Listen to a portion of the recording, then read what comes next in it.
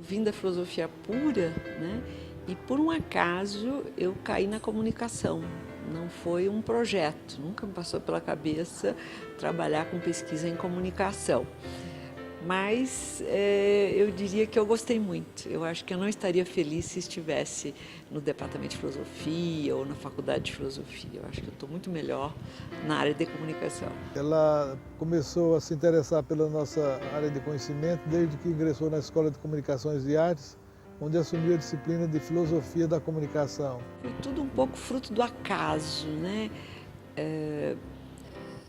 Foi um ano muito difícil, foi 69, nós vivíamos um problema muito grave no departamento de filosofia da USP, que foi a cassação dos professores, né? Nós tivemos 3 professores cassados no departamento.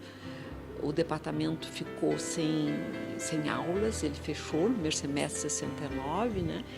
E nesse processo eu entrei no departamento em fevereiro, em março os professores foram cassados.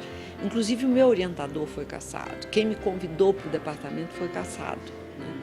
E aí eu fiquei meio sem rumo no departamento, né? Não tinha pessoas de referência, quem tinha me convidado, o meu orientador tinha sido cassado, tudo.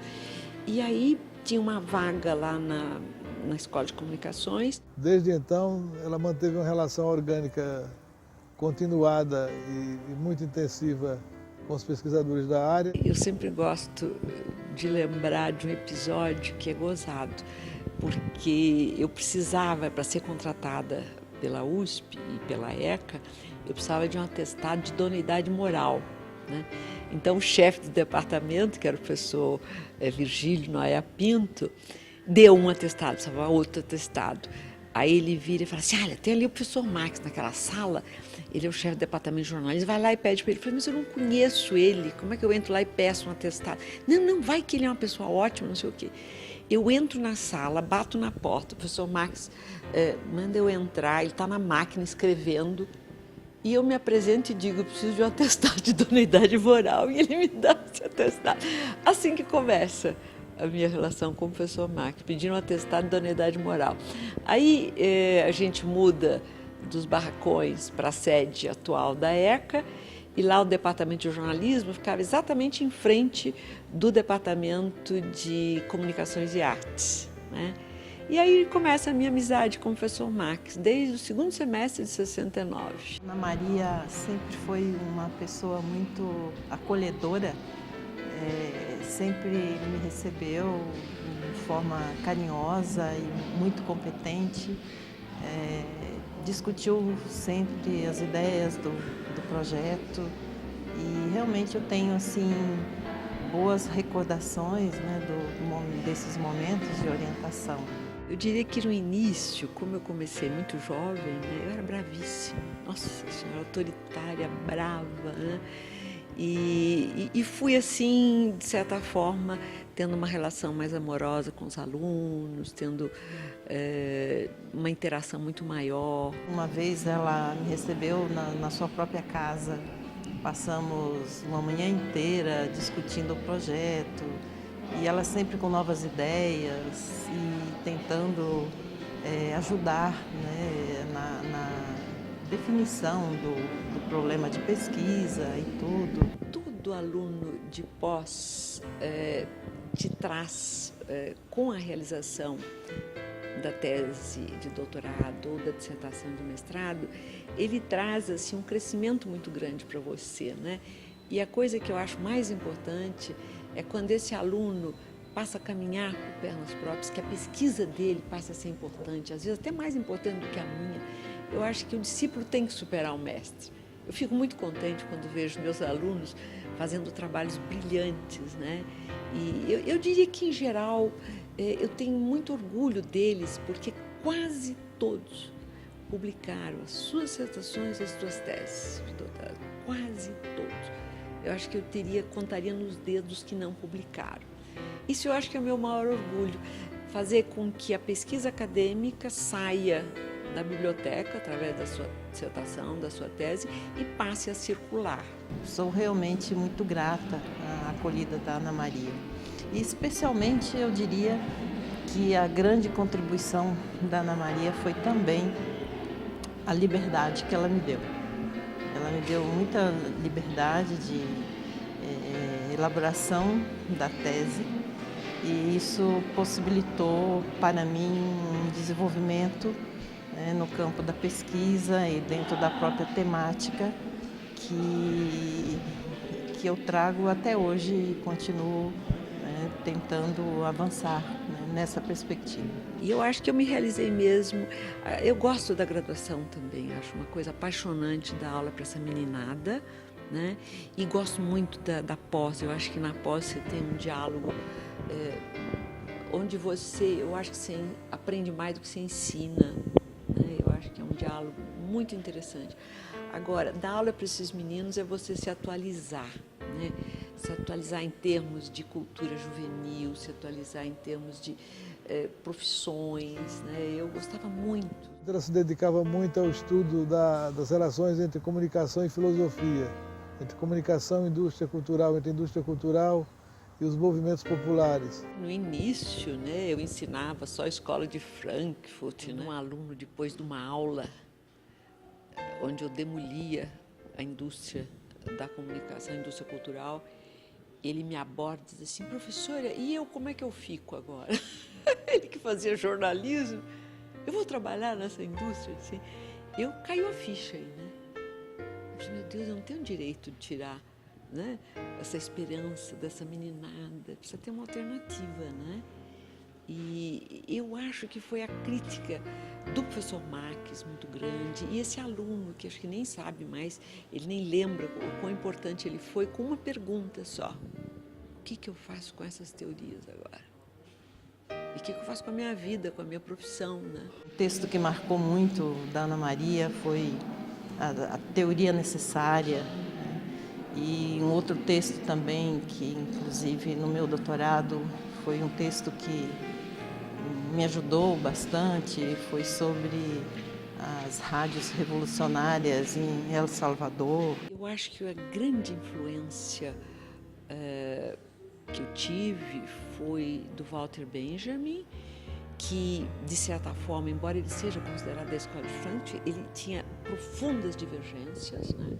A gente, lendo a obra do Benjamin, percebe que não há aquela visão do Adorno. Ele tinha uma fascinação pela fotografia, pela caricatura. Ele tinha uma abertura muito maior para a cultura do que o Adorno, né? Que só via o piano, a música clássica, tinha um horror ao jazz, essas coisas todas. Eu acho que o primeiro autor que me influenciou muito, muito, muito foi o Walter Benjamin, e o segundo foi o Gramsci. Um pensando as novas formas de arte, né, que ele citava a fotografia e o cinema, e o outro pensando na importância da cultura popular, né? Como é que essa cultura popular interagia com as outras dimensões da vida política italiana. Eu acho que são os dois grandes autores. Eu quero falar um pouco sobre Ana Maria Fadu e a sua presença na vida da Intercom. Ela teve uma presença marcante desde a nossa fundação. Eu lembraria a contribuição dela no campo da organização da comunicação, né? Por exemplo, dentro da Intercom, no campo da pesquisa, né? Com toda a sua produção. Ana Maria Fadu é uma daquelas intelectuais que marcaram profundamente a vida da Intercom. A Intercom, ela foi, eu diria que foi um projeto mais do Marques, Carlos Eduardo, num momento muito difícil, né, da história política do país, e quando se realizava na PUC de São Paulo uma reunião da SPBC. Ela tinha sido proibida em não sei que outra universidade, né? E a PUC de São Paulo acolhe essa reunião da SPBC. E durante essa SPBC é que surge a ideia de criação. Mas eu não estava no Brasil, eu estava fora, eu estava em tratamento de saúde e na verdade, eu chego um pouco depois, né? Só quando eu fico bem, em dezembro, janeiro, eu chego e aí participo ativamente. Quando nós decidimos fundar a Intercom, ela foi uma das primeiras a aderir. Ela, na verdade, não assinou a ata de fundação porque não se encontrava no país na ocasião. Ela não participou da reunião de fundação, mas é como se lá estivesse. porque em seguida que ela voltou dos Estados Unidos, ela imediatamente se engajou na comissão. Eu acho que foi na Intercom que eu entendi melhor, entendeu, essa área, né? Um diálogo mais, eu diria, mais orientado, porque a Intercom no início era muito pequena. Então havia um debate interessantíssimo. Nós nos reuníamos em torno de... Era quantas pessoas? No início 30 pessoas, 40, foi indo assim. E realmente era muito interessante, muito estimulante. Foi peça-chave na organização do primeiro congresso da Intercom. Tanto assim que ela vai figurar de forma brilhante no primeiro livro que a Intercom editou, Ideologia e Poder no Ensino de Comunicação. Esse livro foi resultado de uma parceria entre Ana Maria Fadu, eu e Carlos Eduardo Lins da Silva. Eu trabalhei muito nesse início da Intercom, né? Com o Carlos Eduardo, o professor Marques, Luiz Fernando Santoro e essa primeira geração dos criadores, fundadores da Intercom. Por outro lado, Ana Maria Fadu ajudou a construir a pauta, a agenda da Intercom, do Congresso de Santos, e lá teve um papel animador muito significativo. E logo depois ela passou a ter uma atividade mais intensiva na organização da nossa sociedade. Foi a segunda vice-presidente, e como vice-presidente ela fez uma revolução na vida da Intercom. Primeiro eu fui vice do professor Marques, né? Eu assumi, ele se afasta, na segunda gestão dele, ele se afasta no último ano, eu já assumo a presidência e depois eu sou eleita como presidente. Ela ocupou a segunda presidência, o segundo mandato de presidente da Intercom. Foi nesse segundo mandato de presidente da Intercom que ela, na verdade, consolidou muitos projetos que estavam em andamento e deu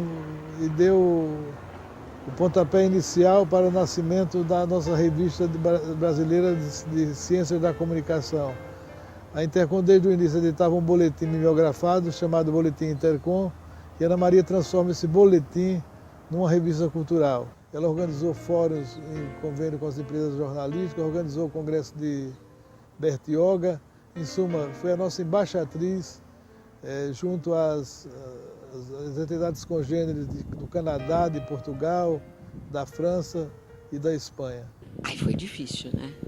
Machistas até morrer, os jornalistas eram todos muito machistas, né? E uma mulher assim, né, da filosofia, sem ser da área, né, sem ser da tribo, né?